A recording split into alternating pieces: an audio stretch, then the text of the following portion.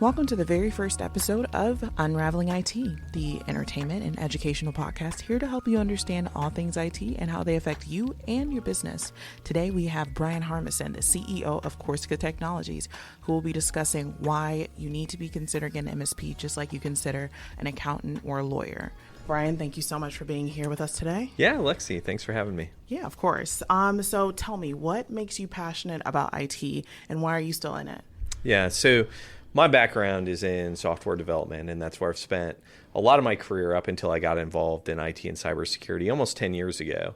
And what I found is that while a lot of developers are interested in the technology, there's a lot of things that need to happen behind the scenes that aren't handled as well. And as I got to know more businesses through software product development, what I discovered is that there's a deep need for them to have advice, not just on how they build intellectual property, but how do they protect their businesses and how do they grow them using technology in other areas. So that's what really led me into the spot that I'm in now, focused more on B2B, IT, and cybersecurity. Okay, awesome. Well, thank you so much for that explanation. Can you tell me what Corsica does in your own words? Yeah, absolutely. So we are a nationally recognized cybersecurity and IT services provider, and we provide those services to other businesses, usually in conjunction with their internal IT departments. So what we see frequently is that internal IT departments are understaffed, under-resourced, and we're able to bring expertise in that they might not be able to find or hire on their own. So we bring a team and partner with those businesses to provide them with a level of service and security that they wouldn't be able to get on their own. Gotcha. Okay.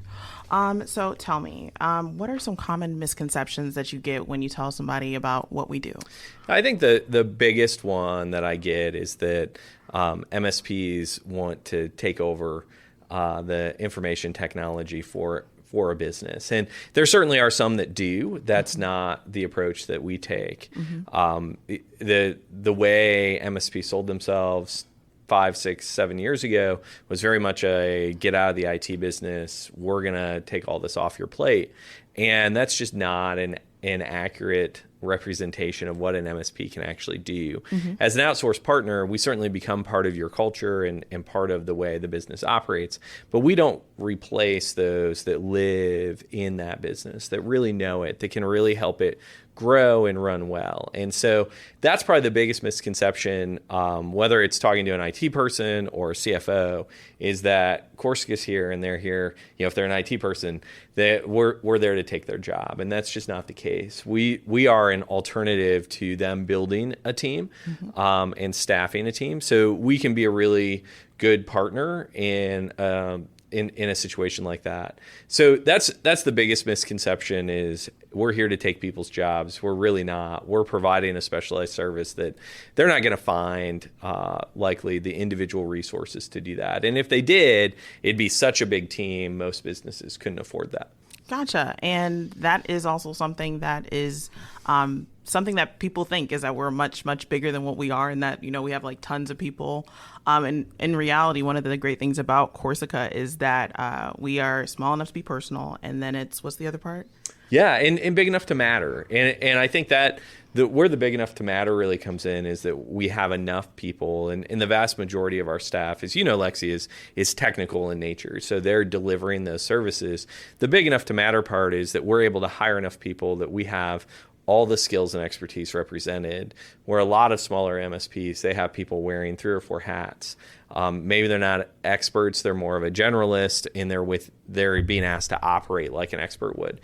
So that's the part of being big enough to matter, and the small enough to still be personal and really get to know businesses really comes down to our philosophy around the regionality of the way we deliver those services. So we work really hard in the areas that we serve to hire people to be a part of those communities and to build relationships, because of all the things I described so far, if we're not relational in the way that we work with other businesses, it's going to be a mismatch for most small to mid-sized businesses. Gotcha. Okay. Well, so when it comes to Corsica, you've already named some really amazing things that make us special, but what is the key selling point that always gets people to say absolutely? Yeah. I mean, besides just that we're nice people, yes. that certainly helps. We want to work with people that we enjoy being around and that we relate well to, that live in our communities. So that's a part of it. But in my mind, what usually ends up changing the dialogue of a conversation in that kind of get to know you sales process is around the way we deliver services. And much like any industry goes through kind of an evolution, the evolution that the MSP space is in now is really around cybersecurity. And it's not that cybersecurity is new, it's that most MSPs haven't made an actual investment in cybersecurity. They're outsourcing that to a third party, and there's lots of those services that are available to an MSP. We believe that's not the right approach, that cybersecurity really has to be unified and integrated into everything that we do in IT. And the only way that we feel you can do that effectively is by having your own security staff. And so that's the path that we've taken as a business, is to build into everything we do the cybersecurity disciplines, because just like most businesses are in the IT business in some way, if they're using information technology, they're also in the cybersecurity business, or at least they need to be. And so we view that those things need to be delivered together. And so we've actually built our teams and our service offering all around cybersecurity is the foundation for that. And we deliver that with all US-based, all in-house resources. We don't use any contractors for that. Gotcha. What would you say is something that an MSP does that people wouldn't expect? Because for me, I think it was the digital transformation services. Yeah, that's probably the biggest one. Most people, when they hear MSP, think help desk. Yes. I pick up the phone, my printer doesn't work, I need to call and get help. And the argument we would make is that we can do that. We may or may not be able to do that as well as an in-house resource. What it comes down to is more the strategy. Because we work with hundreds of clients, we have the opportunity to learn from them and then share that knowledge of what we see going on in industries. So as we work with a banking customer or a healthcare customer or even manufacturing, just to name a couple, we have an opportunity to share what are the trends we see happening within that industry. And a lot of those have to do right now with digital transformation, which in our sphere, it can mean a lot of things. In our sphere is really focused on how do we help a business become more automated? How do we reduce the manual processes? Not a lot of people want to sit and do the same thing over and over again. And that's what got me into programming back long ago, is if I could automate it, why would I do the same task over and over again? So an opportunity to sit down and understand where are the gaps within a business from a technology perspective, and how could we help solve them? Maybe those are solutions we provide. Maybe it's helping them find the right application to use within their business. It's that bigger holistic view of where are you going with technology? How does it fit into your business plan? How do we help you grow? That's where I think that the MSP value really starts to come in. Yeah, absolutely. A lot of people want digital transformation, but a lot of them don't even know what it is. And I think the best way to just describe it is just what you said. It's just advancing a business in a technological way. Yeah, and it doesn't have to be huge investments. So that's the other part. I feel like most of us as technology professionals haven't done a good job of showing a path that feels achievable and not super, super expensive. These things can be done in a really incremental but meaningful way. And what we tend to hear about are the TV commercials and the IBMs and the other large companies and the millions and billions of dollars they're investing in digital transformation. But it doesn't have to start that way. And in fact, we would say most businesses that we work with, let's take a couple small steps. Let's find some things that are high value, high return, and help them see a way that they can use that technology. Yeah, absolutely. And if you are watching and you have no idea what digital transformation is, even after all of that, the easiest way I can describe it to you and for me to understand is, when you go into a restaurant and you see a little QR code on the table instead of a menu, that's a type of digital transformation. It's not what we do, but that's a type of digital transformation that's easy for you to understand if you're still just like, what does that mean? Yeah, and I think that's right on. We see it all the time. We don't realize it. Yeah. The phone that you hold, that's digital transformation. It's moving things that used to be done through non-digital means into a digital format. And it's everywhere. It's all around us. When you start thinking of it that way, you see it all the time. And all of those things, usually for a business, whether it's a restaurant or another organization, it's done in the advancement of how do we grow our business, or how do we provide better service? How do we provide a better experience? Okay, awesome. Well, thank you so much for that conversation. I personally feel like out of all of our services, digital transformation is the one that interests me the most. But let's keep going. It's probably the most fun. It is. It is, because you can do such cool stuff. There was when Brian was first explaining to me what digital transformation was, the thing that made my ears go up is he was saying that we created a custom software for a police department where basically it makes sure that they don't collide into other cars, like collision control. Yeah. Cool. Yeah. I mean, there's just so many uses for technology that are valuable. People don't think about. Yeah, people don't think about. For sure. Yeah. So you have a extremely unique philosophy. Well, I wouldn't say extremely, but it was a great analogy, but a great philosophy about why you think an MSP is a necessity. Do you want to go ahead and go into it? Yeah, sure. And there might be exceptions to this. Right, of course. I'd start with that. But when I think about as a fellow business owner and someone who's grown businesses over time, some of the key areas that I sought help were around accounting and accounting, finance, and really legal. And I think that's true for most of us as business leaders. We want someone that's really an expert. And that doesn't mean that we don't have some of that experience ourselves, that we can't read a P&L or we can't review a legal contract. But we want that expertise because it's so important to what we're doing. These are the key negotiations, planning for the future. And I view IT and cybersecurity really fall into that same category. What I see happen a lot is businesses rely on an individual who is likely very technically savvy, but might have a very narrow window of their understanding of technology overall. And so I feel like running a business without that outside advisor that is engaged in this with other businesses, like an MSP is with technology, is really a necessity for keeping your business on the right track. So, I would compare us to those other professional services like lawyers and accountants, where you would bring them in for that independent audit. And maybe that's all that the MSP gets used for. Let's go through, let's review our IT infrastructure, cybersecurity practices.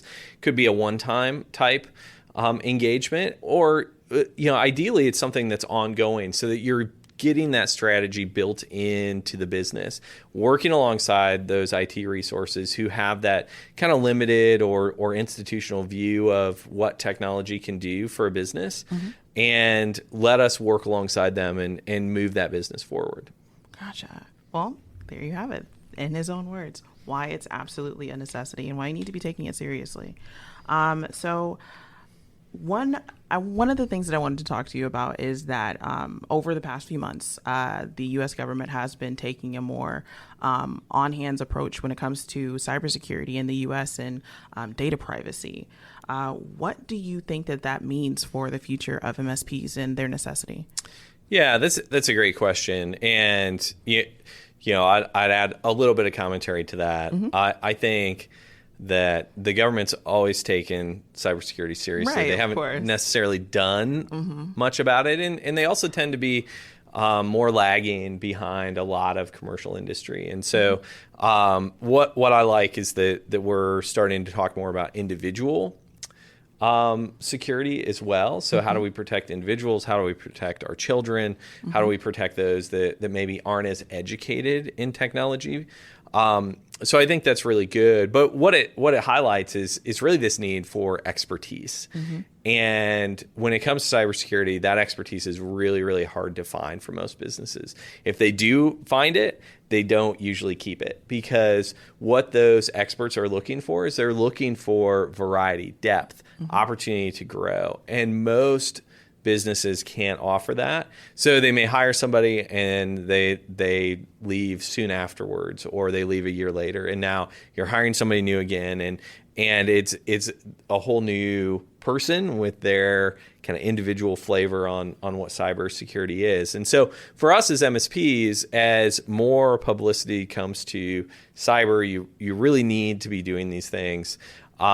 It's a chance for us to use the disciplines that we've built to help these businesses and work alongside those resources that they may or may not have. Absolutely. So last question, true or false? If the device is connected to the internet, it can be compromised. Well, I mean, that's true. Gotcha. Yeah. It reminds me of a story that I tell sometimes around the way businesses view technology now compared to the way they used to. 5 years ago, it was not uncommon for us to talk to a small business, and they'd say something like, well, I'm not, I don't feel like I'm a target. I feel like I'm pretty safe. I don't need to do these things that you're recommending. In fact, what I'd like to do is just install a big switch and turn the internet off when we don't need it. And that's a mentality we don't run into anymore. I think most people really do recognize that the whole time that device is on, that it's connected, there's the possibility that it's been compromised, whether it's a device we're holding in our hand, or it's sitting on our desk, or it's mounted on our wall playing videos or movies that we like.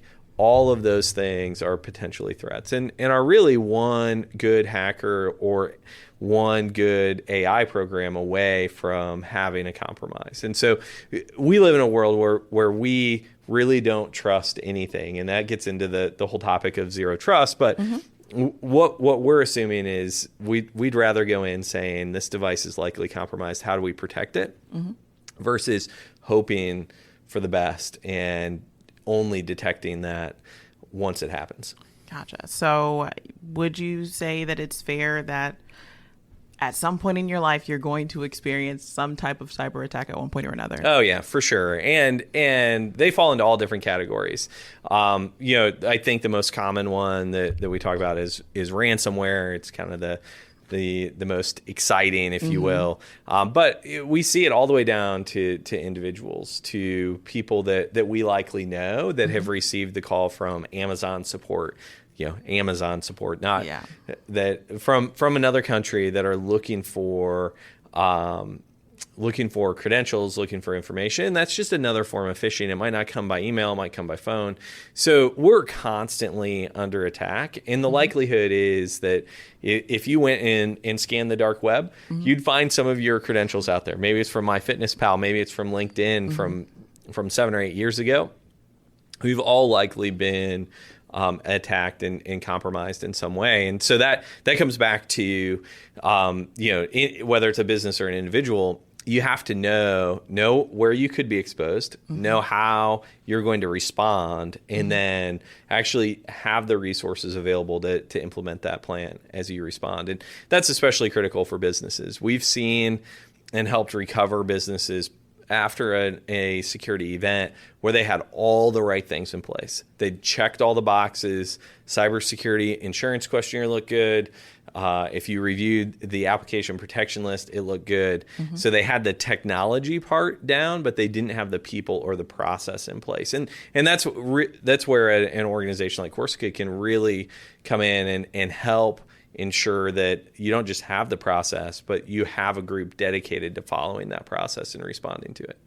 Gotcha. So it's not a matter of if, it's when. It truly is when. And working with a company like Corsica doesn't prevent doesn't turn it from a if to a win. It really comes down to, do you have someone there who's going to step in, stop that event as it's happening, and then help you as a business or as an individual move forward in the right way, respond the right way. And so much of incident handling is certainly containing the damage. That's what an insurance company is going to want to do. They're going to want to really contain the damage and figure out who's at fault, because that's what matters to them, whether or not they have to pay. What we're focused on is, how do we keep this business protected and running? So that email compromise happens, that ransomware event occurs. How do we respond to it? How do we make sure that there's business continuity through that event, and make sure that it doesn't become, an event that lands them in the news, that hits their P&L, that has a negative business impact? Because we know this is part of our reality. Gotcha. I know I said last question like a few questions That's ago. okay. No, it's great because this conversation is really great. I have a question. So I noticed that you talked about insurance in there just a little bit. Are there situations in which, if a company doesn't have sustainable, IT solutions, that, insurance won't cover it? Yeah. I mean, it's pretty frequent. It's wow. like any kind of insurance, especially. So one, cyber insurance is getting harder to get. The questionnaires are getting more difficult. There's insurance companies leaving the cyber insurance sector completely, big insurance companies. So that highlights the necessity of, we all have insurance. And as I talk to people about this, I think of it like driving. We all have insurance on our cars, but we also drive defensively. So we're not out looking for an accident. We're not, we're not paying attention while we're driving. Because we have insurance. But that's how a lot of businesses treat cyber insurance. It's like, oh, well, I have cyber insurance, so if it happens, I'll be fine. Gotcha. But that's just not the case, because insurance companies, one, are looking for a reason not to pay out. But the other is, if you didn't fill out that cyber insurance questionnaire accurately, they're going to know that when that event happens, and that's going to disqualify you from any payout. So not only do you have a business disrupting event, you're not going to receive financial compensation, and it's just going to be that much more damaging for the business. So the way we approach that is really around, you have to have a holistic strategy so that when the accident happens, how you're going to respond. And we haven't talked about it, but the last part of that I'll add is, our people are the most vulnerable parts of our organization. That's true for Corsica. And that's true for all the businesses that we work with. And so we have to have things in place besides insurance that protect us on a day in and day out basis. Yeah, absolutely. Well, if you don't understand MSPs after that conversation, then I don't know what to tell you. I felt like that was extremely, extremely informative. Brian, thank you so much for joining me today on the very first episode of Unraveling IT. And we will see you in the next episode. All right. Bye. Thanks, Lexi. Bye. Bye.